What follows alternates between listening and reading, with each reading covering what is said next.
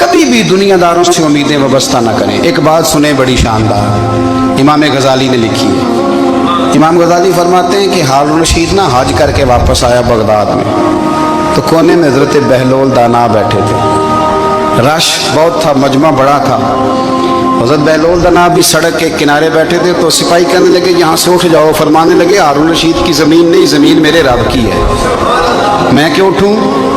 वो करीब से गुजरा तो सलाम ली, तो आपने उसका प्रोटोकॉल देखा तो फरमाने लगे हारून रशीद तुझसे तगड़े तगड़े मोटे मोटे प्रोटोकॉल मैंने लोगों के देखे हैं, और ये जो तेरे दाएं बाएं आज तेरे नारे लगा रहे हैं, ये पहले उन लोगों के नारे लगाया करते थे। और थोड़ा वक्त गुजरने दे, जो तेरे बाद आएगा ना, ये सारे फिर उनके नारे भी लगाएंगे। तू झूठ की दुनिया में जिंदा है, इनसे तूने उम्मीदें वाबस्ता की हैं, ये कल उसके नारे लगाएंगे। उसके दिल पे बड़ा असर हुआ, घोड़े से उतर आया, आगे कहने लगा हुजूर आपने मुझे बड़ी अच्छी नसीहत की है, मेरा दिल बड़ा ठंडा हुआ है। मैंने सुना है आप मकरूज हैं, कुछ लोगों का कर्ज, तो मुझे कोई हुक्म ही कर दें। आप हंसने लगे, फरमाने लगे यार तू तो बड़ा ही बेवकूफ़ है, बड़ा ही बेवकूफ़ है तू, मैं तुझे नसीहत कर रहा हूँ, तू मुझे उलझा रहा है। हुजूर कोई हुक्म कर दें। क्या खूबसूरत अंदाज है रब करीम के बंदों का। हजरत बहलोल दाना फरमाने लगे तेरा रब कौन है। कहा अल्लाह। तो फरमाया मेरा कौन है। कहा अल्लाह। फरमाने लगे ये तो नहीं ना हो सकता कि अल्लाह हारून रशीद को देता रहे और बहलोल दाना को भूल ही जाए। ये तो नहीं ना हो सकता कि हारून रशीद को देता रहे और बहलोल दाना को भूल जाए। फरमाया उसका दिल, उसका इरादा हुआ, इरादा कुदरत हुआ कि बहलोल मकरूज रहना चाहिए, तो अगर रब मुझे रखना चाहता है, दुख कबूल मोहम्मद बख्शा राजी रहन प्यारे, अगर वो चाहता है मैं मकरूज रहूं, तो मैं भी चाहता हूं कि मैं मकरूज ही रहूं। ये तो नहीं ना हो सकता कि तुझे दे और मुझे ना दे। फरमाया मेरी तुझसे कोई उम्मीद नहीं, मुझे जब भी देगा मेरा रब भी देगा, और वो देगा तो फिर इंशाल्लाह खजाने खोल के देगा। दुनियादारों से उम्मीदें वाबस्ता करना, लोगों के पीछे, ये छोड़ दें। आप बेचैन रहेंगे, बेकरार रहेंगे। अल्लाह वालों से ज़रूर उम्मीदें वाबस्ता करें, इसलिए कि उनके पास जो कुछ होता है वो दरअसल रब का ही होता है। लेकिन सेठों से, नवाबों से, सियासतदानों से बाज आ जाए, हमारी बड़ी उम्मीदें वाबस्ता हैं। मैं अक्सर कहता हूँ जितने फेरे नौकरी के लिए दुनियादार के दरवाजे पे लगाए हैं ना, इससे कम दफा मस्जिद में नफल पड़े होते तो रब उतनी बड़ी मेहरबानी फरमा देता। तीसरी बात ये याद रखें, अगर सुकून लेना चाहते हैं ना, अगर सुकून लेना चाहते हो ना, तो लोगों को डिस्कस करना बंद कर दो। बहुत सारी कमजोरियां हमारे अंदर होती हैं ना, फिर अल्लाह हमारी रोजी तो नहीं ना बंद फरमाता। ये तो नहीं कहता कि जमीन से निकल जाओ। अगर यही वाला मामला हो जो हमारा है कि वो शादी पे इसने मेरे साथ बुरा सलूक किया था, अब सारी जिंदगी बुग़्ज़ रखना है। अगर यही मामला फरिश्ते अल्लाह की बारगाह में कहें कि या अल्लाह इसने फलाने दिन शराब पी थी, अब इसको ज़मीन में नहीं रहने देना, निज़ाम ज़िंदगी चलेगा। तो अगर अल्लाह हमें माफ़ करता है तो हम बंदों को माफ़ क्यों नहीं करते। आप यकीन करें, इतनी लंबी अदावतें, इतना लंबा हसद, इतना लंबा बुग़्ज़, इतना लंबा। हदीस मैंने पढ़ी, मैं हैरान रह गया। मेरे नबी करीम अलैहिस्सलाम ने फरमाया अपनी बीवी से कभी बुग़्ज़ ना रखना। अगर उसकी एक बात नापसंद हो तो उसे छोड़ के वो बात देखो जो तुम्हें पसंद है। मैं इस हदीस को पढ़ के सोचने लगा कि क्या बीवी का भी बुग़्ज़ रखते हैं लोग।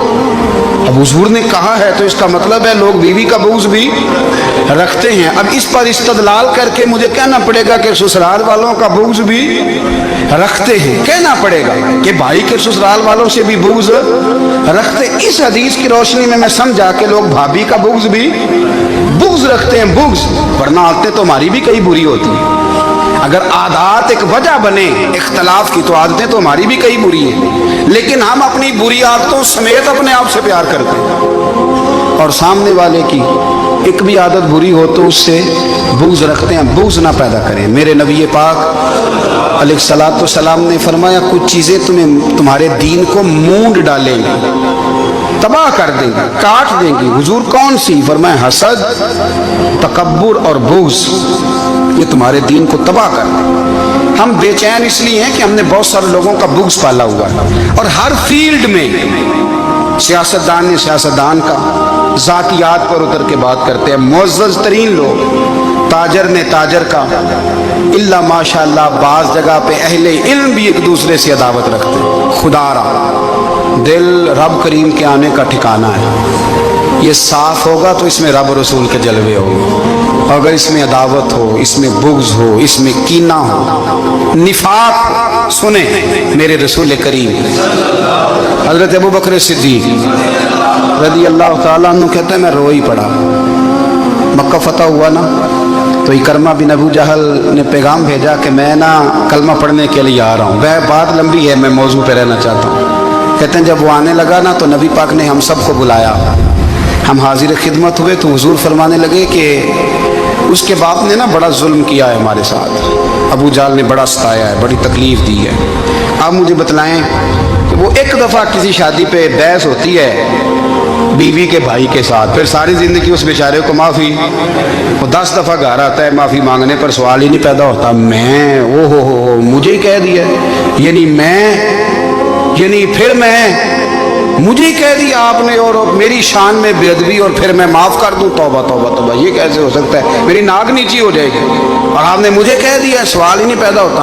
اور یہ رونا میں اکثر ہوتا ہوں کہ شادی والے دن داماد صاحب کا زیادہ دماغ خراب ہوتا ہے، جب چھوٹی سالی کی شادی ہوتی ہے نا اس دن اس کو بخار چڑھتا ہے، کوئی اس کو کان میں کہتا ہے تیری عزت نہیں کر دے، اس دن اس کا دماغ خراب ہو جاتا ہے، بچے اٹھا کے نکل آتا ہے، وہ بیچارہ سسر منتیں کر رہا ہوتا ہے کہ تیری مہربانی آ جا، یہ عزت کرا رہا ہے۔ تو میں نے کہا احتجاج کر کے جو عزت کرائی جاتی ہے وہ عزت نہیں ہوتی۔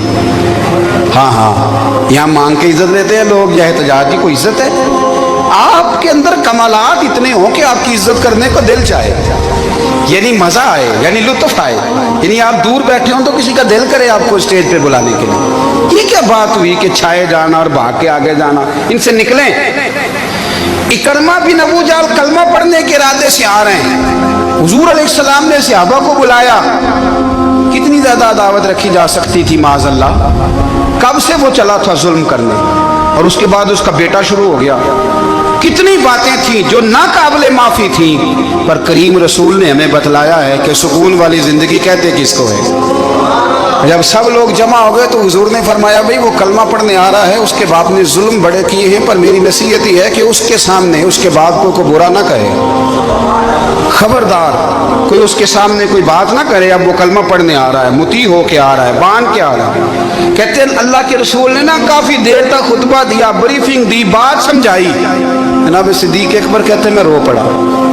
ایک صحابی مجھے کہنے لگے تمہیں کیا ہوا؟ تو میں نے کہا میں مصطفیٰ کی رحمت پہ رو رہا ہوں، دیکھو کن کے لیے حضور گراؤنڈ بنا رہے ہیں، دیکھو کن کے لیے حضور تیاری کر رہے ہیں، جنہوں نے ساری زندگی دشمنی کی۔ خدا را یہ اندر سے عداوتیں نکال پھینکو۔ او بھائی اتنا تو لمبا ٹائم ہی کوئی نہیں، اتنا تو وقت ہی کوئی نہیں، اس کو صاف رکھو۔